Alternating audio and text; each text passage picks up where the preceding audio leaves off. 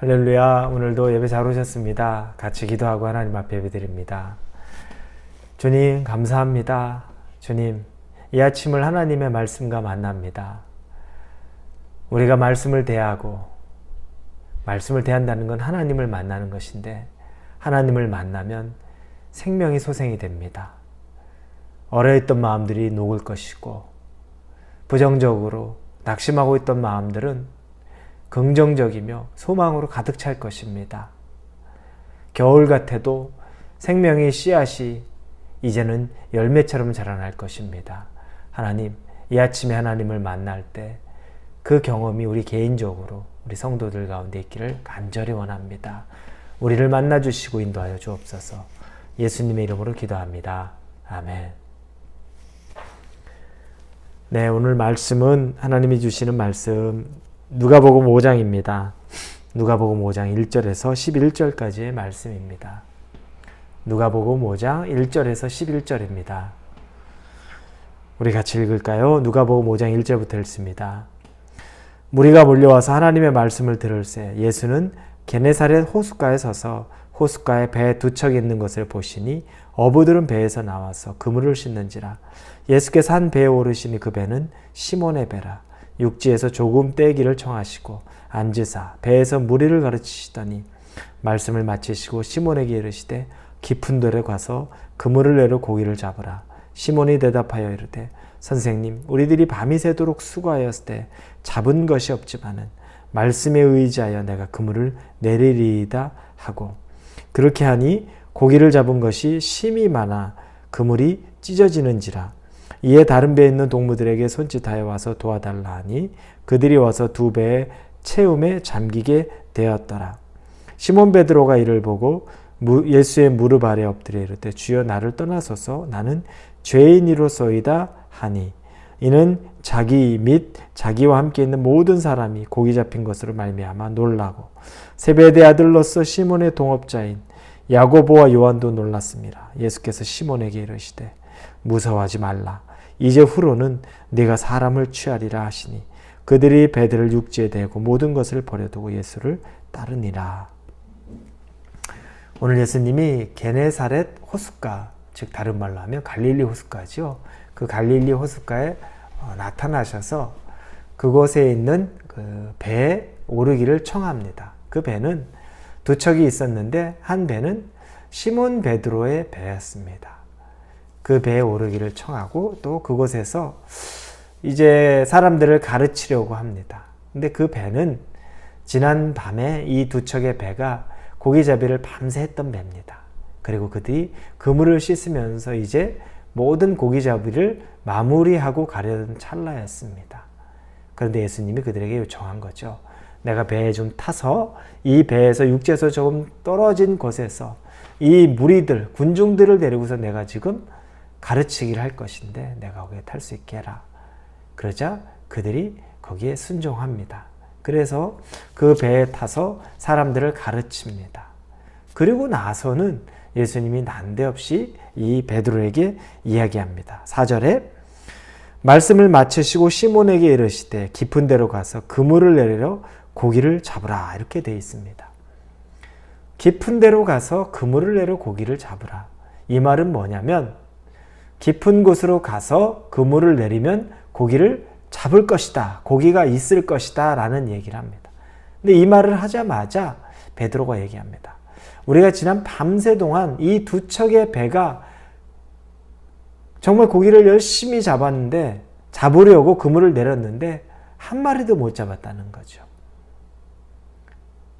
그리고 이미 그들은 다 육지까지 와서 그물을 청소하고 있었습니다.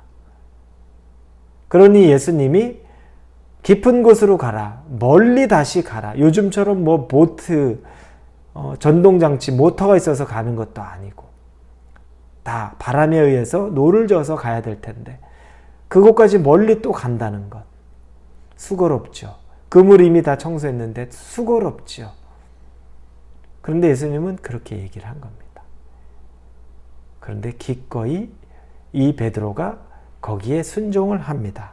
5절에 보니까 선생님, 우리들이 밤이 새도록 수고하였을 때 잡은 것이 없지만은 말씀에 의지하여 내가 그물을 내리리이다 하고 예수님의 말씀에 내가 순종하겠습니다라고 합니다. 그래서 다시 그물을 싣고 깊은 바다로 가게 되는 거죠. 여러분, 예수님에게 순종한다는 건 납득되지 않을 때 우리가 순종해야 될 일들이 많습니다.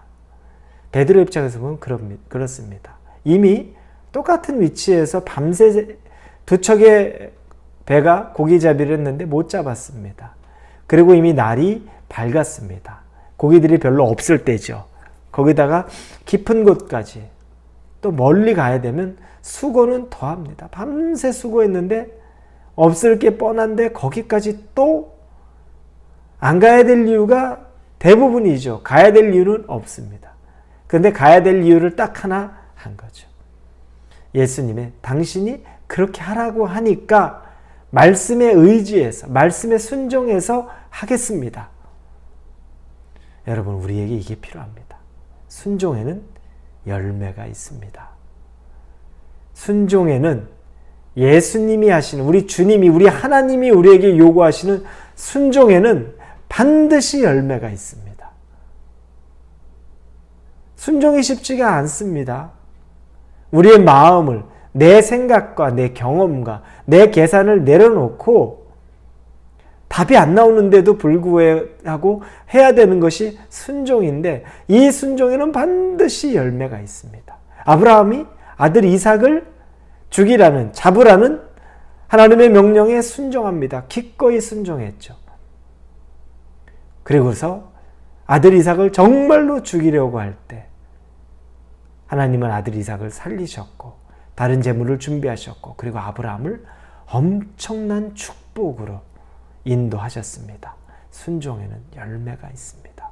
그만큼 순종은 우리가 하기 쉽지 않을 만한 상황에 놓여 있습니다. 말씀을 의지하십시오.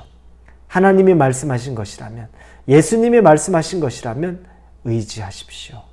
그러면 열매를 얻게 될 것입니다. 열매를 진짜 얻었습니다. 그렇게 해서 해보니까 밤새도록 두 배가 고기를 못 잡았는데 그물이 찢어질 것처럼 해서 다른 배를, 베드로가 타고 있던 다른 배를 또 불러서 도울 것을 요청하자 이 두 배 모두에 물고기가 가득 차게 되는 일이 생깁니다. 그러자 이 베드로가 순간 깨달음이 오는 거죠. 8절에 보니 시몬 베드로가 이를 보고 예수의 무릎 앞에 엎드려 이르되 주여 나를 떠나소서 나는 죄인으로소이다. 예수님을 만난 겁니다. 지금도 만났죠. 그런데 이제 아주 인격적으로 만나는 겁니다. 이분은 보통 분이 아니다. 개인적으로 만나는 겁니다. 여러분, 주여 나를 떠나소서라고 8절에 말하지만 시몬 베드로가 5절에 순종할 때 뭐라고 말합니까? 선생님, 우리들이 밤이 새도록 수고하였으되. 그때 순종할 때는 선생님입니다. 아직까지 인격적으로가 아니라 이분 대단한 분 같은데 라고 해서 순종해서 자기의 순종의 열매를 딱 경험하고 나니까 이제 주여가 되는 겁니다. 주여, 나를 떠나소서. 그는 고기를 얻었습니까? 고기를 얻은 것은 하나의 사인이었던 것뿐이지 이제 예수님이 그에게 말하는 것은 무서워하지 말라. 10절에 이제 후로는 내가 사람을 취하리니 즉 사람을 낚는 어부, 이제 고기 잡는 어부가 아니라 사람 낚는 어부가 될 것이다. 그러자 11절에 그들이 배들을 육지에 대고 모든 것을 버려두고 예수를 따르니라. 하나의 순종이 또 다른 순종으로 이어집니다. 왜냐? 작은 순종을 했는데 그 순종이 너무너무 큰 결실과 열매를 맺고 더 중요한 것은 예수님을 인격적으로 만나게 되고 그러자 이제 네가 사람을 낚는 어부가 될 것이다 라는 그 말씀에 또 다른 순종을 기대감 속에 하게 된 겁니다. 그래서 우리가 아는 사람 낚는 어부가 되는 베드로가 만들어지고 여기에서 야고보와 요한이, 왜냐하면 11절에 그들이 배들을 육지에 대고 모든 것을 버려두고 예수를 따르니라. 같이 있던 야고보와 요한까지도 똑같이 예수님의 제자가 되는 것, 바로 이것입니다. 사랑하는 우리 성도 여러분, 예수님의 부르심이 우리에게 순종을 요구하실 때 계산이 잘 서지 않더라도 아멘이라는 마음으로 믿음으로 순종해 보십시오. 열매를 맺게 될 것입니다. 그러면 그 전에 선생님이여라는 고백이 이제 주여라는 고백으로 바뀌게 될 것이고, 그리고 더 큰 순종으로 이어지고 더 큰 열매를 보게 될 것입니다. 그 순종과 그 열매가 여러분의 삶 가운데 있기를 주님의 이름으로 축원합니다. 같이 기도합니다. 하나님 감사합니다. 쉽지 않은 일임에도 불구하고 말씀에 의지하여 순종하는데 예수님은 아니나 다를까 열매를 보여주셨습니다. 물고기 많이 잡힌 것 대단한 일이지만 그건 아무것도 아닙니다. 정말 큰 열매는 예수님을 인격적으로 만나게 되고 이제 예수님의 제자가 되었다는 것입니다. 하나님, 우리에게 이런 열매들이 있기를 원합니다.